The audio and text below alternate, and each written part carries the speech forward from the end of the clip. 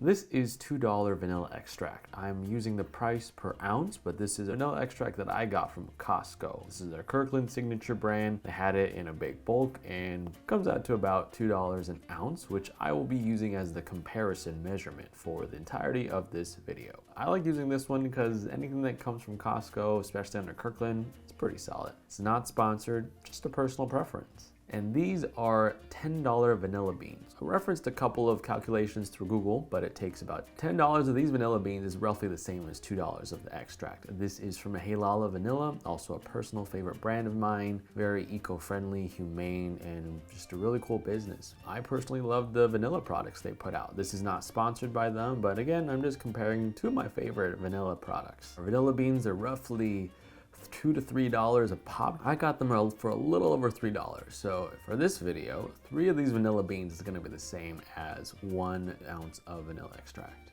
I'm gonna be making 3 desserts to compare these vanilla products, and I wanna answer 3 questions. The first one is, what is the difference between using vanilla extract and vanilla beans when it comes to baking desserts? The second question is, in which dessert is the difference the most noticeable? And the final question is, in what circumstances would I opt for one or the other, consider that there is a quite significant price difference? The first dessert I'm going to be making is quite simple. It is just macerated berries with some vanilla whipped cream. For these, I'm just gonna mix together some berries. I like raspberries, blueberries, blackberries, a little bit of sugar, some lemon juice, and just toss it up. Leave it in the fridge to macerate for a little bit. This will help draw the natural flavors from the berries and just kind of make it a nice dessert. On to the whipped cream. In order to keep this as consistent as possible, I'm going to be making these with the same measurements and the same process right next to each other. So blending some heavy cream with some sugar. This bowl contains vanilla extract, so blending that up into a nice whipped cream until I get some soft peaks. The other bowl is going to be a vanilla bean. Trying to scrape out as many of those beans as I can because these vanilla beans are quite expensive.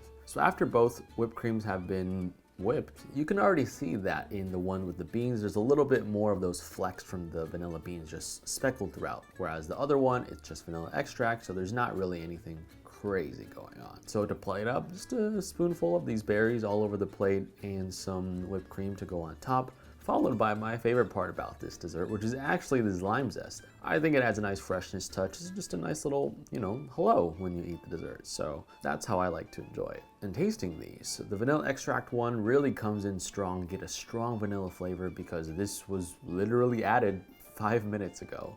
And it really comes through, just if you like a really nice vanilla flavor, it works. It works really well. And for the vanilla bean one, I was actually quite surprised that I essentially didn't taste any vanilla flavor. Maybe because the flavor needs time to infuse, but just whipping the cream with the sugar and the vanilla beans, I really didn't get anything. I think it was just so masked by everything else that it didn't really stand up. And in this situation, there's quite a striking difference between the two. The one with the vanilla extract, you get right away. It's like a punch to the face of vanilla, which, well, depending on if you like to get punched, that's your thing. But the one with the vanilla beans, honestly, I could have probably made it without the beans and would have tasted the same. So very, very first interesting experiment. On to the second dessert. So the second dessert, I'm going to be making a cheesecake. Just a pretty standard cheesecake that hopefully allows the vanilla to shine through in the final product. First off, the crust, some graham crackers, some salt, some sugar, and some melted butter to make a pretty standard graham cracker crust. Now I have 2 loaf pans here. I'm gonna go with loaf pan cheesecake. I don't have a second spring form, and honestly, if I made 2 big ass cheesecakes, it'd probably be a little heavy by the end of this week. Pressing them down into some parchment paper lined loaf tins, baking these at about 350 until they get crisp and the oven smells really, really, really great. While they cool, I'm gonna make the cream cheese filling. I'm actually making a double batch here so I can split it up and just add the vanilla in last second just to save some dirty dishes because I live in a small apartment. So this batter is cream cheese, granulated sugar, and then I'm gonna first mix them until those are combined. After that, we've got things like the eggs, we got things like the sour cream, some lemon juice, just kind of making that classic cheesecake batter that we all know and love. Maybe a tiny bit of flour at the end if we need it, but honestly, I think it's more of a superstition thing. And once this is all nice, all blended together, all creamy, I'm separating them into 2 separate bowls, trying to make it as even as possible. I'm pretty good at eyeballing it, so I'm gonna say these bowls are about even. The next thing is to add vanilla extract into one of the bowls and the vanilla beans in the other bowl. This one, after a couple of mixes back and forth, you can see that one is quite speckled, which is from the beans, and the other one, just like before, doesn't look like there was anything added to it at all, which is a good thing if you just want a clean, white-looking dessert. Both of these batters go into the respective pans, and off they go into the oven for quite a long time. I personally like to bake my cheesecake at a really low temperature, like 275, for a couple of hours. Basically, when they're still quite wobbly in the center, I turn the oven heat off and just let them hang out in there so the temperature slowly comes down. This way, there's no cracking, no fuss with any of the crazy things that we have to do to fix our cracked cheesecakes last minute. So I think if you have the time, it really gets a nice smooth top. And after these go chill in the fridge for quite some time, I left these overnight, and the next night I came back and took them out again. Here's what they look like visually once they come out of the loaf tins. It's quite a visual difference. You can see I used a lot of vanilla beans in just a little cheesecake, and it is very, very speckled. Personally, I think it's pretty. If I saw this at a restaurant, I'd think, man, this is an expensive piece of cheesecake. But you know, it's a little slice of each. Texture is exactly the same as they should be. And onto a plate they go with a couple of raspberries. Just, you know, looks pretty, and I like raspberries. Taste is the most important thing after all. So first, a bite of the vanilla extract cheesecake. Very, very solid cheesecake. It's pretty clean flavor. Crust is nice. Flavor is exactly what you'd expect from any sort of plain cheesecake from anywhere. Onto the vanilla bean cheesecake. This is where things get very interesting. The flavors are so much stronger when it comes to the vanilla bean flavor itself. It's earthy, it's fruity, it's almost like I'm smelling the vanilla bean directly. But the most noticeable thing is actually the texture. Because of the concentration of the vanilla beans, they actually leave these tiny pop rock-like textures where if you bite them, these little crunchy bits, not crunchy as in hard to bite through, but it's kind of like if you had a dust of pop rocks inside your mouth when eating a cheesecake. And I kind of like that because it made eating a cheesecake that much more interesting. And the flavor of the vanilla bean comes through so much more in this version. I don't know if it was because it was baked for so long or if it was rested for so long, but I can really, really taste the vanilla bean, and visually it is stunning. For the cheesecake, I really see the power of those vanilla beans just going to work, and that's really, really cool to me. The final dessert, I will be making a crème brûlée. Very simple dessert. Again, I'm trying to let the vanilla shine through as much as I can, so I chose desserts which are very cream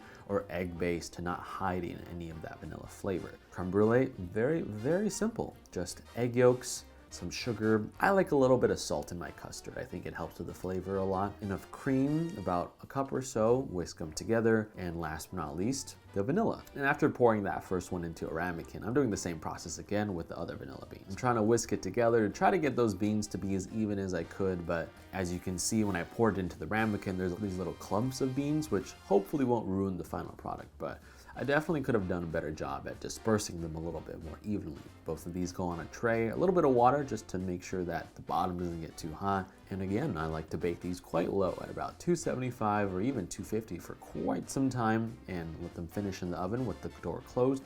No oven temperature, just to let them set for a bit. I like to refrigerate mine overnight. This is what they look like. And to finish it, I don't actually have a blowtorch at home, so I'm caramelizing some sugar just straight in a nonstick pan on the stove until it just turns into a nice deep brown color, making sure not to burn it because that would be bad, and that's really annoying to clean. And I've only made one of each, so can't really mess this up. I'm gonna pour the sugar directly onto the ramekins and roll it around, and after each one is poured, they go into the freezer just to firm the sugar up as quick as I can. All right, round two, again, swirling around the sugar on top of that ramekin. It's looking kind of nice. And a 1, a 2, a 3, and both of these ramekins and creme brulee are right there for serve. Side by side, looks very similar. One has a little bit more bubbles and cracks. I don't know what, maybe I poured it too hot. Again, it is about the eating, not the looking. So a little crack, 1, 2. And I think I might have slightly undercooked the one with the vanilla beans. I think maybe had a little too much creams. Cooking times were uneven, but I'm judging the flavor. And based on the flavor, I actually don't taste a strong scent of vanilla like I had thought. Maybe because some of the seeds started to sink to the bottom, which I don't think even if I stirred more, it would have helped. It's still a really good creme brulee flavor, but I want to try the one with the vanilla extract. So I'm gonna ignore the fact that this was cooked perfectly and only comment about the flavor. The vanilla extract flavor comes through a lot more in this one as well. It's kind of a funny conundrum, you know, this is also cooked for a long time and also rested for a long time like the cheesecake, but the vanilla extracts, I guess, won. Maybe because that in the vanilla bean version, that a lot of the beans didn't actually stay in their suspended state and were sank to the bottom. So that was an interesting find. Final thoughts, back to my 3 questions. Number 1, does baking with extract versus vanilla beans provide a significant difference in flavor, aroma, or smell? Oh, definitely. So in all 3 desserts, the results were quite varied. The vanilla extract seemed to come through in more liquid and more cold preparations that didn't involve a lot of time, such as the whipped cream or the creme brulee, but the vanilla beans started to win out when it came through maybe more solid desserts like the cheesecake that also required a good amount of heat and a good amount of time for the flavors to infuse. I think also a benefit of the vanilla beans that I did not do is maybe using the bean itself to steep in some of the cream or some of the milk or some way to extract the flavor out of it. That could have made things more exciting.